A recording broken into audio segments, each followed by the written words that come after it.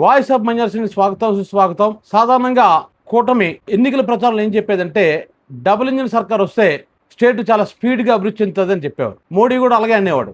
అంటే ఒక కూటమిగా ఏర్పడి ఏదైనా స్టేట్లో వాళ్ళు పోటీ చేస్తున్నట్లయితే ఆ ప్రచార సభకి వెళ్ళినప్పుడు మోడీ కూడా డబుల్ ఇంజిన్ సర్కార్ వల్ల రాష్ట్రం వేగంగా అభివృద్ధి చెందుతుంది అన్నారు. కానీ ఇప్పుడు ఏం జరిగిందంటే ఒక మోటార్ సైకిల్ ఇంజిన్ పనిచేయాలన్నా, ఒక కారు, జీపు, లారీ ఏదైనా సరే అది పనిచేయాలంటే పెట్రోలు, డీజిల్ గట్ట ఉండాలి. మరి ఈ డబుల్ ఇంజిన్ సర్కార్ ప్రభుత్వంలో అసలు ఆ ఇంజిన్ నడవడానికి కావాల్సిన పెట్రోలు, డీజిల్ దొరక్క ప్రజలు తీవ్ర అవస్థలు పడుతున్నారు. పెట్రోల్ బంకుల దగ్గర భారీ ఎత్తున క్యూ లైన్లు ఉన్నాయి. మొన్నటి వరకు మనం చూసాం ఏంటంటే యూరియా కోసం రైతులు పాపం పెద్ద పెద్ద క్యూ లైన్లు నిలబడేవారు, ఎరువుల కోసం, గ్యాస్ కోసం, పెట్రోల్, డీజిల్ కోసం. ఇప్పుడు ఇది డబుల్ ఇంజిన్ సర్కార్ తాలూకా విజయం అని మనం అనుకుందామా? అంటే మన బైకుల ఇంజిన్ పనిచేయాలంటే డబుల్ ఇంజిన్ సర్కార్కి మనం ఓటేద్దామా? ఏంటండి అంటే దీన్ని ఏమనాలో కూడా అర్థం కావటం లేదు. ఎందుకంటే దేశంలో ఎక్కడా లేదు ఈ కొరత, ఎక్కడా లేదు. మహారాష్ట్రలో లేదు, కర్ణాటకలో లేదు, తమిళనాడులో లేదు, కేరళలో లేదు, ఉత్తరప్రదేశ్లో లేదు. ఎక్కడా ఈ పెట్రోల్, డీజిల్ కొరత లేదు. చిత్రంగా ఆంధ్రప్రదేశ్లోని కొరత ఉంది. మరి మన చంద్రబాబు నాయుడు గారి శిష్యులు రేవంత్ రెడ్డి గారు ఉన్నటువంటి తెలంగాణకి ఈ మధ్యన అంటుకుంటుంది. ఈ గురు శిష్యులు ఉండేటువంటి ఈ రెండు రాష్ట్రాల్లోనే కొరత, ముఖ్యంగా ఆంధ్రప్రదేశ్ చాలా ఎక్కువ కొరత ఉంది. ఈ కొరత ఎందుకు వచ్చిందో అర్థం కావటం లేదు. ఎందుకంటే హార్మోజ్ జలసంధి తీశారు, యుద్ధం సీజ్ ఫైర్లో ఉంది. మరి ఇలాంటి సందర్భంలో దేశంలో ఎక్కడా కొరత లేకపోయినా ఆంధ్రప్రదేశ్ ఎందుకు ఈ కొరత వచ్చింది? గ్యాస్ కొరత. మరి పెట్రోల్, డీజిల్కి అయితే మరీ ఘోరంగా ఉంది పరిస్థితి. మరి ప్రభుత్వాలు ఏం చేస్తున్నాయి? అదే చంద్రబాబు నాయుడు గారి దృష్టి మనం తీసుకెళ్ళాం అనుకోండి, సార్ మా పెట్రోల్ దొరకటం లేదు సార్, పెద్ద క్యూలైన్లో నిలబడుతున్నాం, ఈ ఎండల్లోని అవస్థలు పడతానంటే ఆయన ఒకటే మాట చెప్తాడు, మీరేం గాబర పడకండి తమ్ముళ్ళు, ప్రతి ఇంటి ముందు ఒక పెట్రోల్ బంక్ ఏర్పాటు చేసే బాధ్యత నేను తీసుకుంటున్నాను. ఎప్పుడు సార్ అని మనం అడిగి అనుకోండి 2047లో. ఎందుకంటే అంతకుముందు ఆయన మొదటిసారి సీఎం అయ్యేటప్పుడు 2020 అనేవాడు. ఆ 2020 అయ్యేసరికి ఏం జరిగిందో మనకు తెలుసు, కరోనా వచ్చింది 2020లో. నానా పాటలు పడు ప్రపంచం అంతా పడ్డది అనుకోండి. ఇప్పుడు 2047 అంటారు. ఏది వచ్చినా సరే 2047 అంటే అభివృద్ధి అంతా అప్పుడు చూపిస్తాను అంటారు. అప్పుడు అభివృద్ధి చూపిస్తే సరే, అప్పటి వరకు ఈ ప్రజలతో అవస్థలేంటి అనకూడదండి. ఎరువుల కోసం, యూరియా కోసం, మరి ఇప్పుడు పెట్రోల్ కోసం, ఆఖరికి మొక్కజొన్నకి గిట్టుబాటు ధర కూడా కల్పించలేని పరిస్థితి. మరి ఈ సంక్షోభానికి కారకులు ఎవరు? మరి ఈయన విజనరీ కదా. గత 3-4 రోజులుగా స్టేట్ ఎంత ఇబ్బంది పడుతుంది. మనకు ఉన్నటువంటి గ్యాస్ నిల్వలు ఎంత, పెట్రోల్ నిల్వలు ఎంత, డీజిల్ నిల్వలు ఎంత, మరి సీఎం గారు తెలియదా? అధికారులు ఈయనకి చెప్పలేదా? ఈరోజు ఆయన స్టేట్మెంట్ చూసి ఆశ్చర్యం వేస్తుంది. ఏ పెట్రోల్ బంక్ దగ్గర కూడా నో స్టాక్ బోర్డు ఉండకూడదు అంటున్నాడు ఆయన. నో స్టాక్ బోర్డు ఉండకూడదా? ఉండకూడదంటే ముందు అసలు పెట్రోల్, డీజిల్ తెప్పించాలి కదా అందులోకి. ఇది ఎలాగుందంటేనే ఒక యజమానట ఒక వంట మనిషిని పెట్టుకున్న తర్వాత కాయగూరలు అన్ని, బియ్యం అన్ని, ఉప్పులు, పప్పులు అన్నీ అయిపోయాట ఇంట్లో. సార్ సరుకులన్నీ అయిపోయిందంటే నాకు అనవసరం, రేపు ఫుడ్ను పెట్టాల్సిందే అన్నాడట. ఈయన సరుకులను తెస్తే కదా ఆయన వండి పెట్టడానికి. ముందు ఆ పెట్రోల్ బంకులకి ముందు పెట్రోల్, డీజిల్ అవి వస్తాయి కదా, వాళ్ళు నో స్టాక్ బోర్డు తీసేయడానికి. సరికదా అధికారుల మీద ఇప్పుడు మండిపడుతున్నాడు. ఇక్కడ అంటుంది ఏంటంటే అధికారులు మీకు గత వారం రోజులు, 10 రోజులు ముందే చెప్పాలి కదా మన పరిస్థితి ఎలా ఉందని. చెప్పలేదా? నిజంగా అసలు పెట్రోల్ ఉండి డ్రామా ఆడుతున్నారా? ఇందులో కుట్ర కోణాలు ఉన్నాయా అంటే ఒక ఆయన అంటాడు, సివిల్ సప్లై డైరెక్టర్ అట.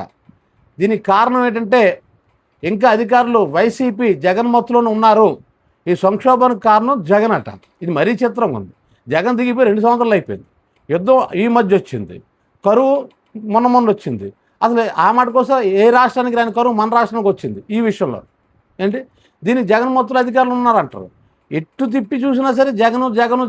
అయితే మరి మీరెందుకు పరిపాలించడం? జగన్కి ఇచ్చేయండి ఏకంగానో. ఏది జరిగినా జగనే అనేటప్పుడు మీరే పరిపాలించవచ్చు కదా, జగన్కి ఇచ్చేవచ్చు కదా, మీరెందుకు పరిపాలించడం?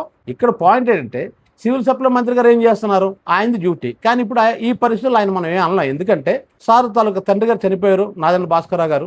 కాబట్టి ఆయన బాధల్లో పుట్టిన దుఃఖంలో ఉన్నారు. కాబట్టి ఇప్పుడు ఆయన విషయం మీ ఇక్కడ విమర్శించాం, తప్పది. కానీ ఆయనకి ఇన్ఛార్జ్ ఒకరిని పెట్టాలి కదా. ఒక మంత్రి గారు లేనప్పుడు ఇన్ఛార్జ్ ఒకరిని పెట్టాలి కదా. మరి ఆ ఇన్ఛార్జ్లు ఏం చేస్తున్నట్టు? ఇన్ఛార్జ్ ఏమైనా పెట్టారా లేదా? వాళ్ళు ఏం చేస్తున్నారు? ఇదంతా చూస్తుంటే గందరగోళం ఉంది. అంటే 40 సంవత్సరాలు ఇండస్ట్రీ అనేటువంటి విజనరీ గారు ఒక పెట్రోల్ కొరత కూడా తీర్చలేకపోతున్నారు. అది ఏ రాష్ట్రానికి రాని కొరత మనకు వస్తే తీర్చలేకపోతున్నట్టు ఏమనుకోవాలి? ఏమంటే భవిష్యత్తు నేను విజనరీని 40 సంవత్సరాలు ఏం జరుగుతుందో, 80 సంవత్సరాలు ఏం జరుగుతుందో దానికి ఎక్కడికైనా ప్లాన్ వేస్తానంటారు ఆయన. మరి బాబు మేము ఇక్కడ చచ్చిపోతున్నాను ప్రజలు అంటుంటే, ఒకవైపు రైతులు అష్టకష్టాలు పడుతుంటే, ఇప్పుడు రైతులు ఉన్నారు, ఇప్పుడు వరి పంటగా వేసుకుంటారు నాకు తెలిసినంత వరకు. మరి వాళ్ళు ట్రాక్టర్ల ఉపయోగం వాళ్ళకి ఉంది. వాటికి పెట్రోల్ డీజిల్ గట్రా ఉండవు. ఆ విధంగా ఏం జరుగుతుంది? పంటలు చేసుకోవడం సరే కుదరదు. అప్పుడు ఆటోమేటిక్గా అవుతుంది, ధరలు పెరుగుతాయి. అంతేకాకుండా ఇప్పుడు ట్రాన్స్పోర్టేషన్ అనేది ఎక్కడికక్కడ ఆగిపోతుంది కదా, పెట్రోల్ డీజిల్ లేనప్పుడు. మరి అంటే ధరలు పెరుగుతాయి కదా. ఇది చాలా సివియర్ ఇది కదా.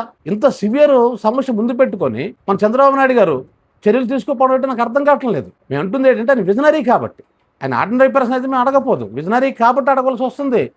ఎప్పుడో 40 సంవత్సరాల తర్వాత ఏం జరగబోతుందో ముందే ఊహించేసుకొని ఆయన ప్రణాళిక రచించిన ఆయన 3-4 రోజులు ఏం జరగబోతుందో ఆయన ఎందుకు తెలియటం లేదు? మరి ఏం జరుగుతుంది? ఆ విజనరీ తత్వం ఏమైందో అర్థం కావట్లేదు. మన సింగపూర్ వెళ్ళాలండి మన 4 మంత్రులు. అది ఆశ్చర్యం వేస్తుంది. ఎందుకు వెళ్ళారంటే వాటర్ మేనేజ్మెంట్ ఎలా చేయాలో తెలుసుకోవడం కోసం వెళ్ళారట. తెలుసుకోవడం కోసం వెళ్ళిన అయితే అక్కడ ఇరిగేషన్ మినిస్టర్ వెళ్ళాలి కదా.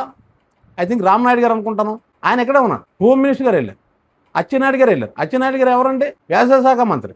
సింగపూర్లో అసలు వ్యవసాయం ఉండదు. వ్యవసాయం లేని చోటుకి వెళ్ళి వ్యవసాయ శాఖ మంత్రి ఏం చేస్తారో అర్థం కావట్లేదు.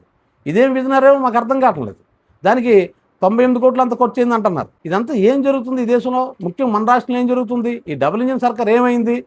ఇదంతా చూస్తే ఆశ్చర్యం వేస్తుంది. ఇక మీదటైనా సరే ఈ కబుర్లు చెప్పడం మానేసి, ఆహా ఇంత గొప్ప ఈయన అంత గొప్ప విజనరీ ఇవన్నీ పక్కన పెట్టి ప్రజలకు ఏ అవసరం లేకుండా ఒక సరైనటువంటి పరిపాలన అందిస్తే చరిత్రలో మీరు మిగిలిపోతారు. అంత కష్టం వచ్చినా సరే ఆయన నేను రాష్ట్రాన్ని కాపాడాడని మరొకసారి మీరు సమీక్షించండి. దేశంలో ఎక్కడ లేని కొరత మనకి ఎందుకు వస్తుంది? ఇక్కడ ఏమైనా కుట్రకోణం ఉందా? బ్లాక్ మార్కెటింగ్ ఏం జరుగుతుందా? ఇక్కడ ఏమైనా అవినీతి గట్ట జరుగుతుందా? ఆ విషయాలన్నీ కూడా సీఎం గారు తెలియాలి. తెలిసాలి మీద చర్యలు తీసుకోండి. తీసుకోకపోతే చాలా ఇబ్బందులు ఎదురవుతున్నాయి. ముఖ్యంగా పంటలకి చాలా ఇబ్బంది, రైతులు చాలా ఇబ్బంది. ఇప్పటికే యూరియాలకు ఇబ్బంది పడ్డారు, విత్తనాలకు ఇబ్బంది పడ్డారు, ఇప్పుడు పెట్రోల్ గట్ట లేకుండా ఇబ్బంది పడుతుంది. ఎందుకంటే ఏనాడో హార్మోజ్ జలసంధి తీసేసిన తర్వాత ఇంకో విషయం ఏంటంటే అంత యుద్ధంలో కూడాను ఇరాన్ మన షిప్లు ఆపలేదు. అది గమనించండి. కాబట్టి ఇదంతా కృత్రిమ కొరతగా సృష్టిస్తున్నారా? ఏం జరుగుతుంది?